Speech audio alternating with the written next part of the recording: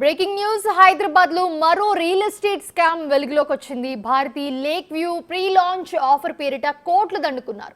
మేడ్చల్ మల్కాజ్గిరి జిల్లా కోంపల్లిలోని Bharati lake view వద్ద అపార్ట్మెంట్ల కోసం ప్రీ లాంచ్ ఆఫర్లతో భారీగా డబ్బులు వసూలు చేసి ఇప్పుడు మోకం చాటేస్తున్నారంటూ బాధితులు ఆందోళనకు దిగారు. ఇప్పటికే పోలీసులకు ఫిర్యాదు చేశామని, కానీ వారు కూడా న్యాయం చేయడం లేదు అంటున్నారు. దీంతో మరోసారి తమకు న్యాయం చేయాలంటూ కూడా బాధితులందరూ రోడ్డెక్కారు.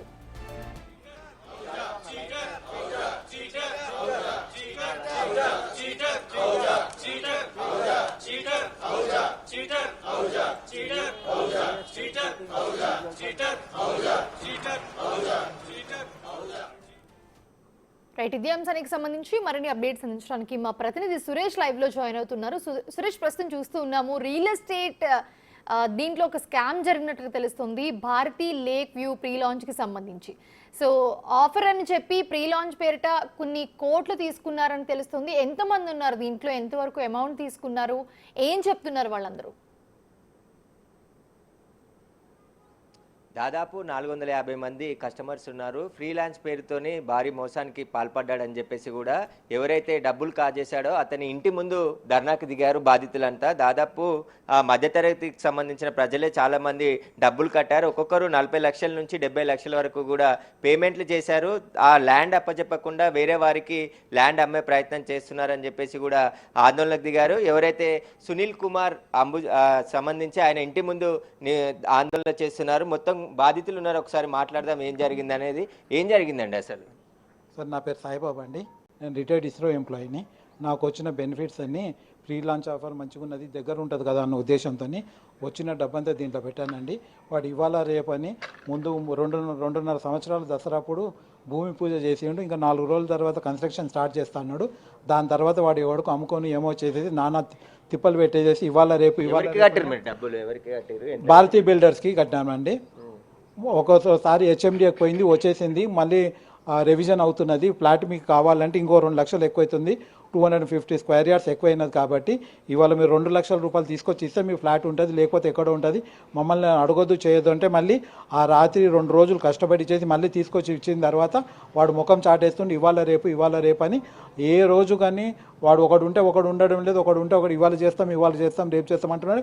ఏమీ చేయడం లేదు. ఇక్కడ డబ్బు వచ్చిందని ఇంకా వేరే దగ్గర ఇన్వెస్ట్ చేసినట్టు ఉన్నదని మమ్మల్ని అందరూ మోసం చేసి, ఒకరే కాదండి చాలామంది ఎంప్లాయీస్ హ్యాండిక్యాప్డ్ ఉన్నారు, అప్పులు తెచ్చుకున్న వాళ్ళు ఉన్నారు, ఇంట్రెస్ట్ తెచ్చుకున్న వాళ్ళు చాలా మంది ఉన్నారండి. మీరెంత కట్టిరమ్మా? మేము 50 లక్షలు కట్టాం 3 ఫ్లాట్లకి. 4 సంవత్సరాలు అవుతుంది కట్టి. కడుతున్నాం అని వాళ్ళు వచ్చింది కడుతున్నాం. ఫోన్ చేసినప్పుడు అడిగినప్పుడు మరి తిరుగుతాం ఈ మాటలతోటే నడిపించేశాడు.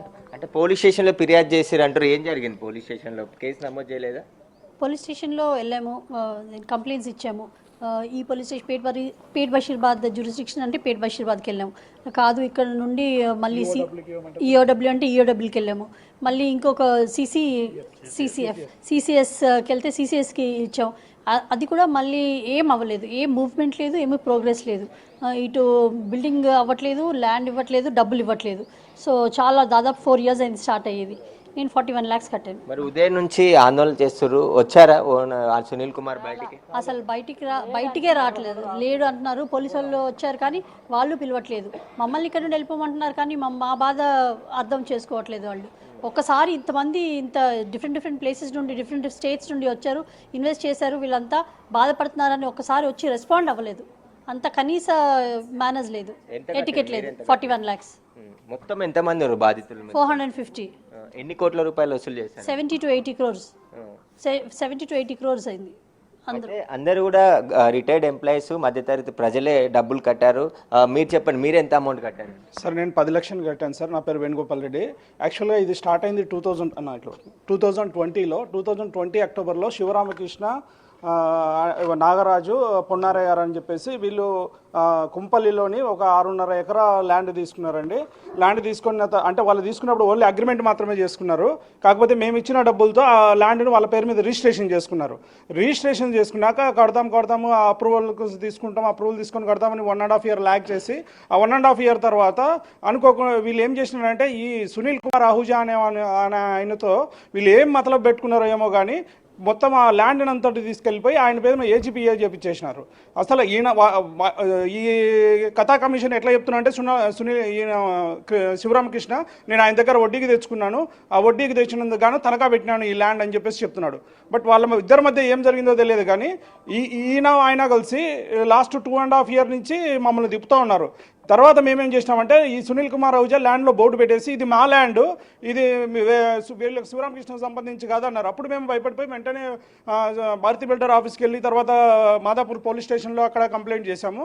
తర్వాత 1 year అట్లా ఇట్లా అని చెప్పేసారు. తర్వాత CCSలో లాస్ట్ 3 months బ్యాక్ మేము CCSలోకి వెళ్ళి కంప్లైంట్ చేస్తే 200 members CCSకి వెళ్ళి కంప్లైంట్ చేస్తే లేదంటే మేము ఛార్జ్షీట్ ఫైల్ చేస్తామంటే మేము అన్ని డాక్యుమెంట్స్ మేము ఏ రోజు ఎంత చెక్ ఎప్పుడు ఇచ్చాము ఎప్పుడెప్పుడు ఇచ్చామనే డీటెయిల్స్ మా బ్యాంక్ స్టేట్మెంట్స్తో సహా మేము ఇచ్చామన్నమాట.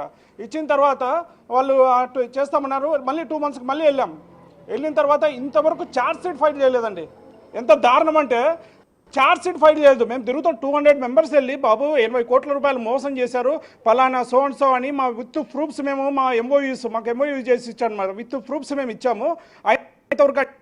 అన్నింటినీ చేస్తున్నాం వ్యవస్థను మేము ఎవరి దగ్గర పోతే వాళ్ళని మేనేజ్ చేస్తున్నాడు. మీరెంత కట్టిరండి? भाई साहब, मैं हिंदी में बात कर, भाई साहब सुनील कुमार आहूजा साहब अभी साहब बोल रहे हैं, पक्का सुन लीजिए।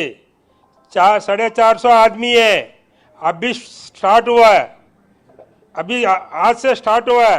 ये हफ्ते के अंदर में 4 दिन के अंदर में कुछ ना कुछ डिसाइड करो, अपना एसोसिएशन से बात करके डिसीजन करो। नहीं है तो अगला बार चप्पल का माला लेके आके आपके घर में सामने बैठूंगा, टेंट लगा के बैठूंगा। अभी मैं रिटायर पर्सन हूँ, 40 लाख बन चुके हैं, सब पूरा हाथ पांव टूटा वाला बैठा है, आया हुआ है। देखिए लेडीज बैठे हुए हैं सब। చెప్పండి ఎంత వరకు కట్టారు? మీరెంత? మేము 16 lakhs పే చేసాము. మళ్ళీ మా కొలీగ్స్ కూడా ఇంకొక వాళ్ళు కూడా 16 lakhs పే చేసాము. యాక్చువల్గా ఈ ఇష్యూ అంతా అయిపోయిన తర్వాత కూడా సునీల్ కుమార్ ఆహూజా గారు ఏం చెప్పారంటే నేను మీతోటే ఉన్నాను, ఏం భయపడకండి, ఏదో సెటిల్ చేస్తాను, ఏదో ఒకటి సెటిల్ చేస్తాను, బిల్డర్ని తీసుకొస్తాను, నేను ఆ దాడాన్ని తీసుకొస్తాను, డెవలప్మెంట్కి చేద్దామని చెప్పాడు. అంటే సరే అనుకున్నాం మేము. మొత్తం ఎన్ని ఎకరాలు చూపించారు? 6.5 acres Kompally prime location. Apartment కట్టిస్తా అని చెప్పారు. అవునండి, గేటెడ్ కమ్యూనిటీ అపార్ట్మెంట్ కట్టిస్తా అని ఫ్రీలాన్సింగ్లో తీసుకున్నాం. 25 చాలా మ్యాక్సిమం 25% పే చేసినాం. మినిమం 25% పే చేసినాక ఏమో ఇచ్చాడు ఆయన. అయితే ఇంతవరకు బాగానే ఉంది. సునీల్ కుమార్ ఆహూజా లాస్ట్ 3 months నుంచి మా కోర్ టీమ్ తోటి మాట్లాడుతూనే ఉన్నాడు. మేము చేస్తాను, మేము భయపడొద్దు, మీ పైసలు ఇస్తాను అది అని చెప్పి అన్నాడు. అంత అయిపోయిన తర్వాత మేము కూడా అతను శాంతా శ్రీరామ్ అతను ఇన్వాల్వ్ అయిన తర్వాత ఎక్కడ ఇష్యూ అయిందో తెలియదు, మళ్ళీ శాంతా శ్రీరామ్ బ్యాక్ చేసుకున్నాడు ఆయన పైసలు, ఆయన కట్టనని చెప్పాడు అనమాట. అయితే ఇతను సునీల్ కుమార్ ఆహూజా గారు ఇప్పుడు ఏం చెప్తున్నాడంటే మాకేం సంబంధం లేదు, మీకు నాకు సంబంధం ఏంది, మీరు పే చేసింది భారతీ బిల్డర్స్కి, మీరు నాకు పే చేయలేదు, మీరేమంటే ఆయనతో చూసుకోండి అని చెప్తున్నాడు. అంతకుముందు ఆయన మీటింగ్ ఎందుకు పిలిచాడు మమ్మల్ని? ఇప్పుడు మాకేం అవసరం లేనప్పుడు, ఆయనకేం అవసరం లేనప్పుడు మమ్మల్ని ఎందుకు పిలిచాడు ఇక్కడ? అంటే కోర్టు టీంలో పిలిచి ఆయన డిసైడ్ చేసినాడు, మీ డబ్బులు సెటిల్ చేస్తా, లేకపోతే అది చేస్తా, లేకపోతే ఇది చేస్తా అని చెప్పాడు ఆయన. నేను మీ పైసలు రిఫండ్ ఇస్తా, లేకపోతే మళ్ళీ మనం డెవలప్మెంట్కి వెళ్ళిపోదాము అని చెప్పి ఎన్ని రోజుల నుంచి మనకు ప్రామిస్ చేసి సడన్గా నాకు సంబంధం లేదా అని చెప్పేస్తున్నాడు. అంటే ఈ want to escape from the situation. మరి పొద్దున్న నుంచి ఆందోళన చేస్తారు, బయటకు వచ్చి ఏమైనా మాట్లాడండి సార్ అయితే బయటికి ఆయన ఎవరు రాలేదు, బయటికి రాలేదు, లేరని చెప్పేసి. శివరామకృష్ణ ఎక్కడికి వెళ్ళారు? మీరు ఆహూజా ఇంటి ముందు ఆందోళన చేస్తారు, మీరు డబ్బులు శివరామకృష్ణ అని చెప్తున్నా మొత్తం నాదేం లేదు, ఇప్పుడు మొత్తం నా జీపీఏ మొత్తం ఆయన దగ్గర ఉంది, నాకేం పవర్స్ లేదు, ఇప్పుడు మొత్తం ఆహూజా ఉంది, ఆహూజాకే ఉంది ఆ రైట్స్ అన్ని ఇప్పుడు అని ఆయన కూడా ఎస్కేప్ అవుతున్నాడు అనమాట. ఆహూజా ఓకే అంటే నేను కూడా డెవలప్మెంట్కి ఓకే అని చెప్పేసి చెప్తున్నాను అనమాట. ఆయన భారతీ బిల్డర్స్ డైరెక్టర్స్ తర్వాత మారారు, వాళ్ళలో సునీల్ కుమార్ ఆహూజా కొడుకు కూడా ఉన్నాడు. సో వాళ్ళది కూడా రెస్పాన్సిబిలిటీ ఉంది, ఏం లేకుండా ఏం లేదు. తర్వాత భారతీ బిల్డర్ డైరెక్టర్స్ వాళ్ళు అమెండ్మెంట్ చేసుకుని శ్రీ భారతీ బిల్డర్స్ అయింది, దాంట్లో ఆహూజా కొడుకు దాంట్లో డైరెక్టర్గా ఉన్నాడు. సో వీళ్ళది కూడా రెస్పాన్సిబిలిటీ ఉంది. మొత్తం చేసేదంతా సునీల్ ఆహూజానే. ఈయననే శివరామకృష్ణని ఎట్లా కావాలంటే అట్లా ఆడిస్తున్నాడు. వీళ్ళ వల్లనే లాస్ట్ 4 months అసలు అంతా రిటైర్డ్ ఎంప్లాయీస్, డిజబిలిటీ పర్సన్స్ అందరు కలిసి ఎంత కష్టపడి సార్ మేము మొత్తం ట్యాక్స్ పే చేసి అంతా చేసి ప్రావిడెంట్ ఫండ్ తీసి కట్టాను సార్. నేను అమౌంట్ ప్రావిడెంట్ ఫండ్ తీసి మొత్తం తీసి పెట్టాము, దగ్గర ఉంటుంది మాకు ఆఫీస్ లొకేషన్కి అని చెప్పేసి. కానీ దారుణం ఏంటంటే సార్ పోలీసు వాళ్ళు అస్సలు పట్టించుకోవడం లేదు సార్. ఇంతమంది పోయి 200 members ఇంత కరప్షన్ ఉందన్నా కూడా కనీసం ఛార్జ్ షీట్ ఫైల్ చేయలేదంటే ఇంత దారుణంగా ఎట్లా ఉంటుంది సార్ వ్యవస్థ? అయితే ఫ్రీలాన్స్ ఆఫర్తోనే ముందుగానే 25% అమౌంట్ కట్టించుకున్నారు.